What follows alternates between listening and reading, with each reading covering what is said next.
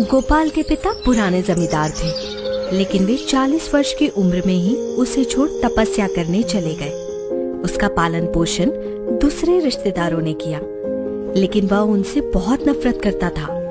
अपनी आखिरी सांसें लेते हुए उन्होंने कहा, जीते जी तो तुझे कुछ ना दे सका, पर अब पास सिर्फ एक पुरानी हवेली बची है और उसके स्टोर रूम में तेरे लिए उपहार छोड़े जा रहा हूँ। मुझे माफ कर देना मेरे बच्चे। अंतिम संस्कार के बाद भी गोपाल अपने माता पिता को माफ नहीं करता, पर लोगों के दबाव में पत्नी सरिता के साथ हवेली में आ गया। एक दिन, अरे सरिता, जरा गरम गरम चाय पिला दो, सर दर्द से फटे जा रहा है। क्यों जी, बहुत परेशान लग रहे हो, सब ठीक तो है ना?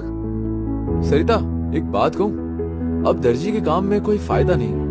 इतने कम पैसे मिलते हैं कि इतने मेहनत के बाद भी मैं घर के खर्चे पूरे नहीं कर पा रहा हूँ। मेरे माता पिता भी मेरे लिए कुछ छोड़ के नहीं गए कि तुम सबका पेट पाल सकूं। होली का त्योहार भी आ गया।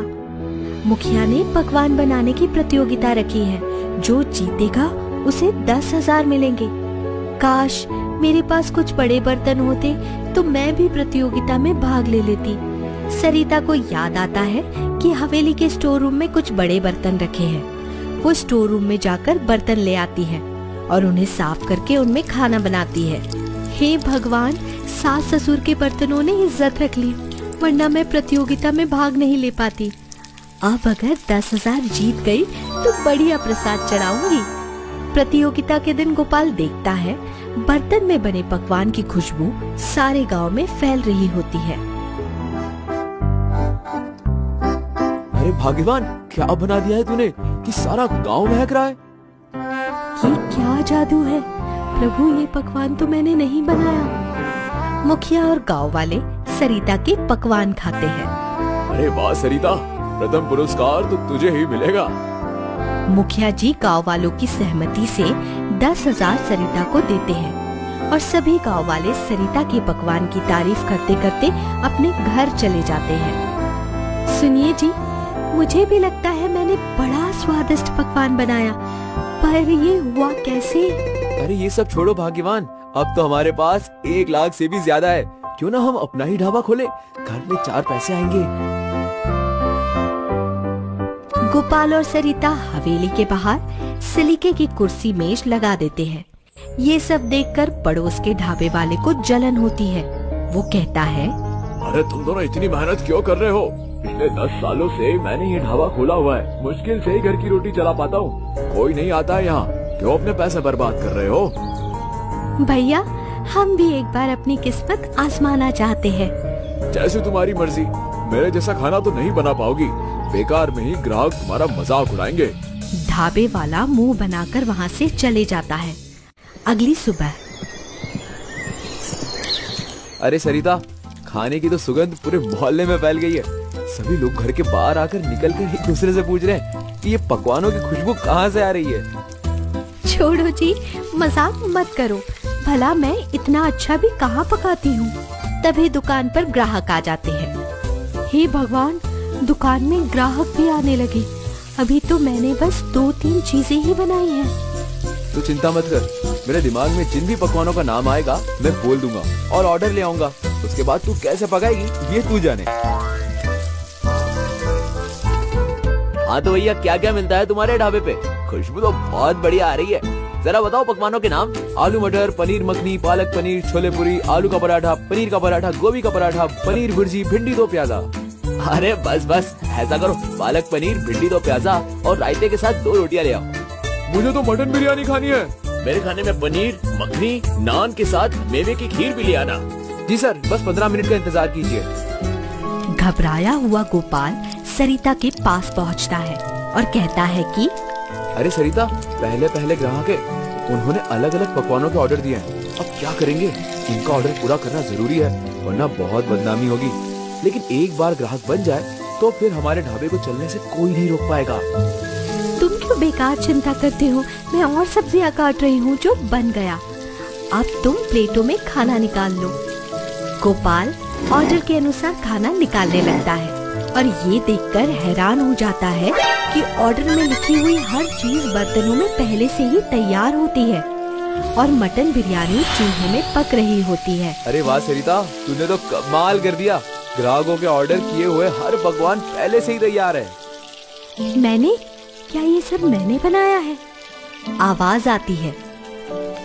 और नहीं तो क्या, तुम्ही ने। और किसने? कौन बोला? भला रसोई में कौन बोलेगा?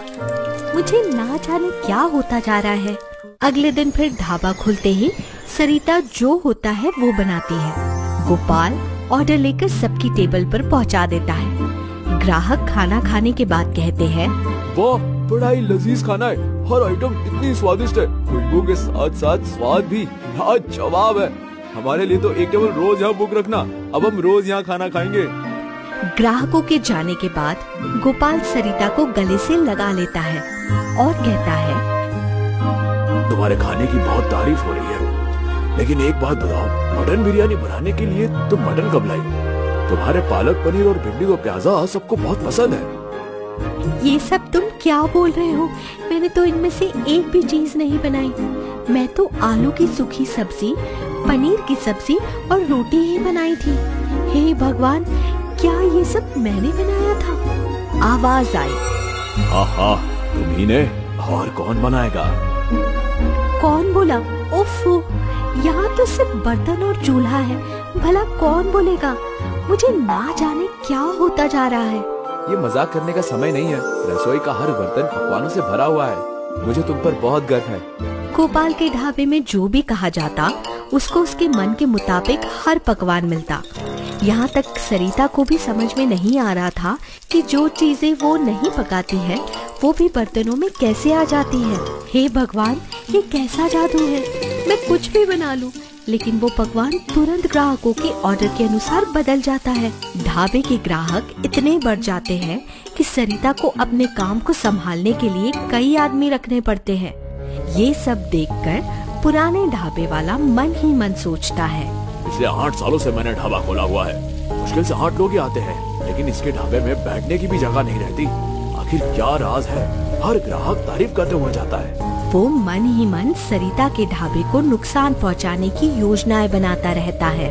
एक बार गोपाल की तबीयत खराब होती है तो सरिता ढाबे वाले से कहती है, भैया, मेरे पति को बहुत तेज बुखार है, मुझे डॉक्टर को दिखाने शहर जाना पड़ेगा। अगर तुम बुरा ना मानो तो 2 दिन के लिए मेरी ढाबे की देखभाल कर लेना। मैं जितना जल्दी हो सके वापस आ जाऊंगी। ढाबे वाले को तो मानो मुंह मांगी मुराद मिल जाती है। वो मन ही मन सोचता है, अब इसे मजा चखाऊंगा।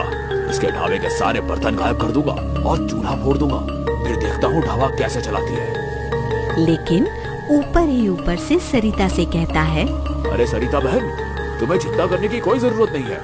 मैं तुम्हारे ढाबे का पूरा ध्यान रखूंगा। अरे पड़ोसी ही तो पड़ोसी के काम आता है। तुम जाओ, आराम से जाओ। अगले दिन ढाबे वाला अपने गुंडे दोस्तों से सरिता के ढाबे में आता है और अपने दोस्तों से कहता है, अरे देख क्या रहे हो? एक एक करके ढाबे के सारे बर्तन उठा लो और इन्हें बेचकर बढ़िया माल कमाएंगे। फिर देखेंगे ये गोपाल अपना ढाबा कैसे चलाता है। ढाबे वाला जैसे ही ढाबे की रसोई में पहुंचता है, अचानक ढाबे का तवा जोर से उड़कर उसके सिर पर गिरता है। हे भगवान, ये क्या मुसीबत है? यहाँ कोई भूत है क्या? भगोने से आवाज आती है, अरे भैया, भूत कहाँ? ये तो मैं हूँ। देखो ना, मेरी चमक कितनी फीकी हो गई है। जरा दम लगाकर मुझे साफ कर दो। हाँ, मुझे भी। देखते ही देखते रसोई के सारे बर्तन जोर जोर से चिल्लाने लगते हैं और कहते हैं, हमें मांज धोकर साफ करो। डर के मारे ढाबे वाले की सिट्टी पिट्टी गुम हो जाती है और वो अपने दोस्तों के साथ सभी बर्तनों को चमका देता है। अरे बर्तन चमकाया है, मेरी नाक कौन साफ करेगा? मैं साफ करूंगा। मैं साफ करूंगा। वो जैसे ही चूल्हे में हाथ डालता है, सभी चूल्हे जलने लगते हैं। बर्तन अपने आप चूल्हों पर चढ़ जाते हैं और पकवान बनने लगते हैं। ढाबे वाला जान बचाकर अपने दोस्तों के साथ भागता है, लेकिन रसोई के दरवाजे बंद हो जाते हैं। अरे हमें माफ कर दो, हमसे गलती हो गई। आज के बाद हम सरिता बहन को कभी परेशान नहीं करेंगे। चिमटा उड़ते हुए ढाबे वाले की नाक पकड़ लेता है और कहता है, अगर दोबारा सरिता को परेशान करने की कोशिश की तो तुम्हारी नाक हमेशा के लिए तोड़ दूंगा। दरवाजा खुल जाता है और ढाबे वाला अपने दोस्तों के साथ भागकर बाहर आ जाता है। अगले दिन सरिता आती है। अरे आपको ये क्या हुआ? आपके पूरे चेहरे पर चोट के निशान हैं। क्या किसी से लड़ाई हो गई? मेरा ढाबा कैसा है? सब कुछ ठीक तो है ना? सरिता बहन, आपके ढाबे का जादुई चूल्हा और बर्तन जादुई है। वो चूल्हा अपने आप ही पकवान पका रहा है और बर्तनों से भी पकवान खत्म ही नहीं हो रहे हैं। ये आप क्या कह रहे हैं? ऐसा कैसे हो सकता है? सरिता अपने रसोई में जाती है। सारे बर्तन एक साथ बोलते हैं, सरिता, हम तुम्हारे सास और ससुर द्वारा किए गए सभी अच्छे कर्मों का फल है। उन्होंने अपनी सारी शक्तियाँ इन बर्तनों में डाल दी थी ताकि उनके बेटे गोपाल को उसका फायदा हो सके और कोई भी तुम लोगों का बाल भी न बांका कर सके। अच्छा, इसलिए बर्तनों में अपने आप ही पकवान आ जाते थे और मैं सोचती थी मेरी याददाश्त खराब हो गई है। मैं माँ पिताजी से यूं ही नाराज था। उन्होंने तो अपनी सारी शक्तियाँ बर्तन के रूप में मुझे दे दी। उनकी आंखों से आंसू बहने लगते हैं। बहन, मैं बड़ा बुरा आदमी हूँ। तुम्हारा ढाबा तोड़ना चाहता था। तुमसे माफी मांगने आया हूँ। अरे भैया, मुझे आपसे कोई शिकायत नहीं है।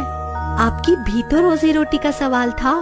सरिता की बात सुनकर ढाबे वाले की आंखों से आंसू बहने लगे। अपने ससुर के अनमोल उपहार, जादुई चूल्हा और बर्तनों की मदद से सच्चे मन वाली मेहनती सरिता का ढाबा दूर दूर तक मशहूर हो गया और सब लोग